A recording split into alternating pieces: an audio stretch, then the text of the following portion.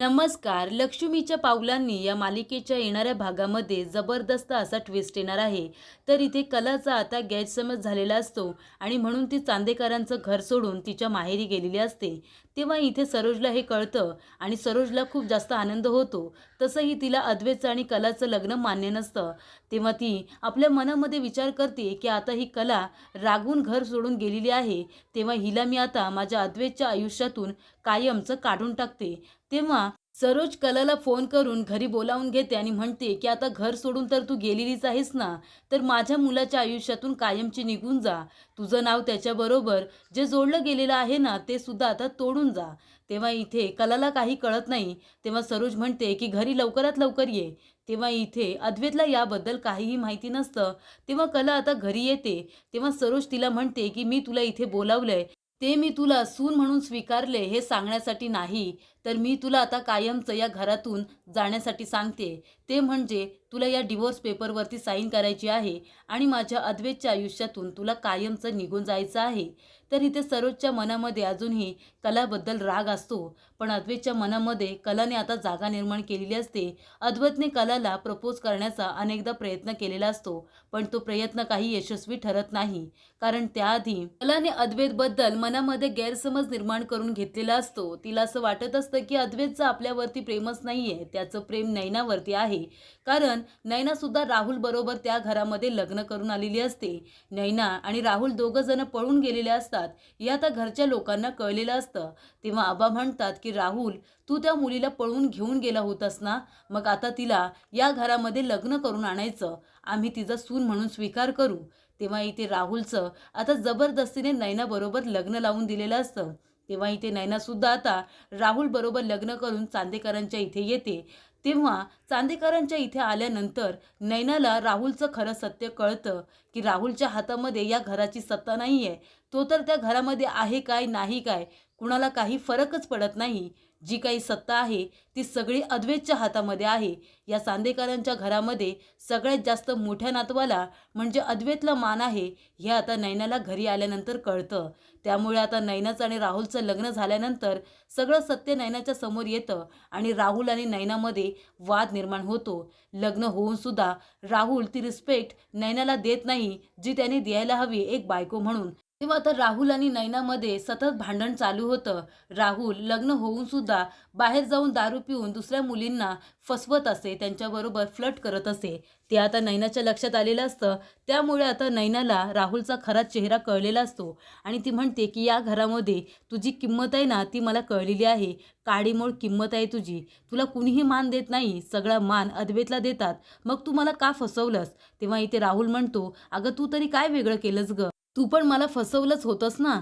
तेव्हा इथे नैना म्हणते की मी काय तुला फसवलं? तेव्हा राहुल म्हणतो, तू म्हणाली होतीस ना की तुमचा इम्पोर्ट एक्सपोर्टचा बिझनेस आहे, तू एका मोठ्या श्रीमंत घरातली मुलगी आहेस, पण असं काहीच नव्हतं. तेव्हा नैना म्हणते, पण माझ्यापेक्षाही जास्त खोटं तू बोललास. माझं जर आता अद्वैत बरोबर लग्न झालं असतं तर सगळ्यात सुखात मी असते, आजकालाच्या जागी मी असते. मी या घरची मोठी सून म्हणून मिरवले असते, चांदेकरांची लाडकी सून असते, असं नैना म्हणते. तर आता त्यांचा वाद चालू असतो. त्यानंतर नैना आता कलावरती खूपच जास्त जेलस होत असते. कारण जे सुख नैनाच्या वाटेला येणार असतं ते सगळं सुख आता कलाच्या वाटेला गेलेलं असतं आणि त्याच्यामध्ये अद्वैतच्या मनामध्ये आता कलाने जागा निर्माण केलेली असते. तेव्हा अद्वैत आता कलाच्या प्रेमात पडलेला असतो आणि त्याला काही करून आपल्या मनातली गोष्ट ही कलाला सांगायची असते. कारण तो म्हणालेला असतो की लग्न झाल्यानंतर सगळं काही व्यवस्थित झाल्यानंतर आपण दोघं जण डिवोर्स घ्यायचा आणि आपापल्या मार्गाला निघून जायचं. पण आता अद्वैतला कळून चुकलेलं असतं की कला ही खूप चांगली मुलगी आहे. नैना फक्त पैशांच्या मागे होती. नैना आपल्याच भावाबरोबर पळून गेली होती. हे त्याला कळल्यानंतर आपले एका अचूक मुलीबरोबर लग्न झाले असं अद्वैतला वाटतं. आपल्या लाईफ पार्टनरमध्ये जे गुण असायला हवेत ते सगळे कलामध्ये आहेत असं सुद्धा आता अद्वैतला वाटतं. तरी ते राहुल लग्न केल्यामुळे आता त्याच्या आईच्या म्हणजे रोहिणीच्या नजरेतून सुद्धा उतरलेला असतो. कारण तिला नैना ही अजिबातच पसंत नसते. तर इथे जेव्हा अद्वैत आपल्या मनातलं कळाला सांगणार असतो तेव्हा त्याने टेरेसवरती सगळी अरेंजमेंट केलेली असते. प्रपोज कसं करायचं, काय बोलायचं हे सगळं अद्वैतने ठरवलेलं असतं. पण तिथे नैना येऊन थांबलेली असते हे अद्वैतला माहिती नसतं. कारण कला आणि नैना दोघीही सारख्याच साडी नेसलेल्या असतात. तेव्हा आता टेरेसवरती कलाच्या ऐवजी नैना उभी असते. तेव्हा अद्वैत चुकून आपल्या मनातलं सगळं काही नयनाला बोलतो. तो म्हणतो की माझं तुझ्यावरती कधी प्रेम जडलं हे मला कळलंच नाही.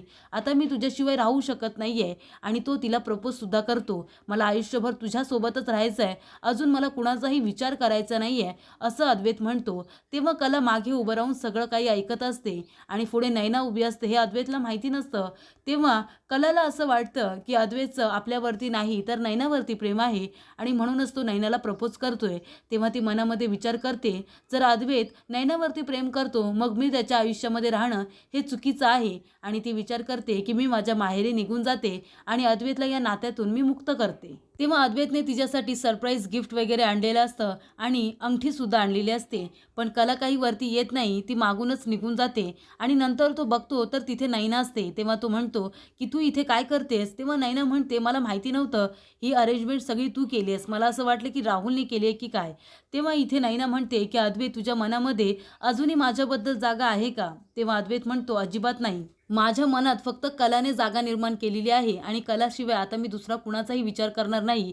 हे जे काही मी प्रपोज केलं ना ते तुला नाही तर मी कलाला केलं होतं. मला असं वाटलं की तुझ्या जागी कला उभी आहे म्हणून मी हे सगळं म्हणालो. तुला बोलता येत नाही का की तू उभी आहेस म्हणून? मगापासून मी जे काही बोललो ते ऐकत इथे उभी आहेस आणि कलासुद्धा वरती आली नाहीये. कदाचित तिचा जो गैरसमज झालाय ना तो तुझ्यामुळेच झाला असावा. तेव्हा इथे आता नयना खूपच जास्त चिडते आणि तिथून निघून जाते. तरी ते अद्वैतने आता नयनाचा खूप जास्त अपमान केलेला असतो आणि तो खाली येऊन बघतो तर कलासुद्धा घरातून निघून गेलेली असते. तेव्हा अद्वैतला वाटतं की कला घर सोडून का गेली? त्याला ते कारण कळत नाही. कारण कलाने अद्वैतचं सगळं बोलणं ऐकलेलं असतं आणि तिच्या मनामध्ये गैरसमज निर्माण झालेला असतो. तेव्हा इथे राहुल आणि नयनामध्ये भांडण चालू असतं आणि नयना आता अद्वैतच्या मागे मागे करत असते. कारण तिला आता त्या घरची सून व्हायचं असतं, चांदेकरांची सून व्हायचं असतं. पण आता अद्वैत तिला काही भाव देत नाही, तिला नजरेसमोर सुद्धा उभं करू देत नाही. तर इकडे आता अद्वैत ठरवतो की आपण आता कलाला पुन्हा प्रपोज करायचं. तेव्हा इथे सरोजने आता कलाला घरी बोलावून घेतलेली असते. ती म्हणते की ही मुलगी आता माझ्या मुलाच्या आयुष्यातून मला कायमची काढून टाकायची आहे आणि तिने डिवोर्स पेपर तयार करून घेतलेले असतात. तर इथे सरोजला असं वाटत असतं की अद्वैतला कलाबरोबर आता राहण्यामध्ये काही इंटरेस्ट नाही आहे, तर आपण आता ह्या दोघांचा डिवोर्स करूया.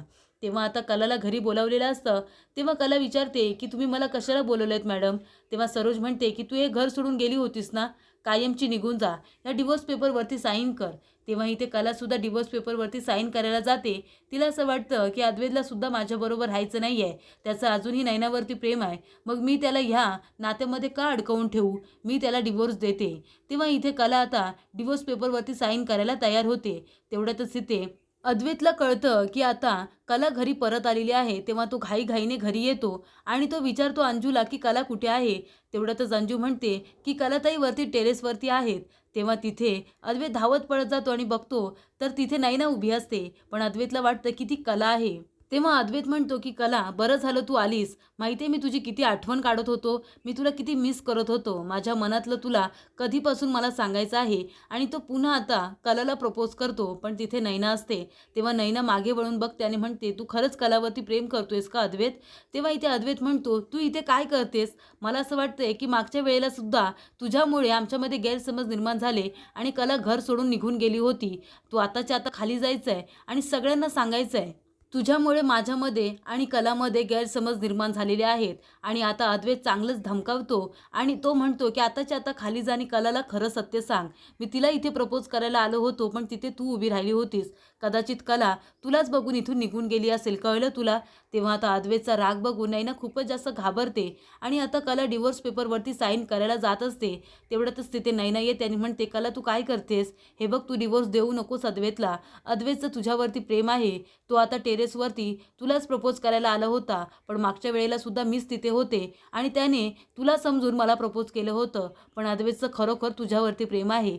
तरी ते अद्वैत आता सगळ्या घरातल्या लोकांसमोर कलाला प्रपोज करतो आणि कलासुद्धा त्याला होकार देते. तरी त्या अद्वैतने आता संपूर्ण चांदेकरांसमोर कलाला प्रपोज केलेलं असतं आणि तिला बायकोचा अधिकार दिलेला असतो. मनापासून तिचा स्वीकार केलेला असतो. ते बघून आबांना खूपच जास्त आनंद होतो. तरी ते कलाला सुद्धा आता अद्वैत आवडायला लागलेला असतो आणि त्यामुळे दोघे एकमेकांना प्रपोज करतात आणि त्यामुळे घरातले सगळेजण खूप जास्त खुश होतात.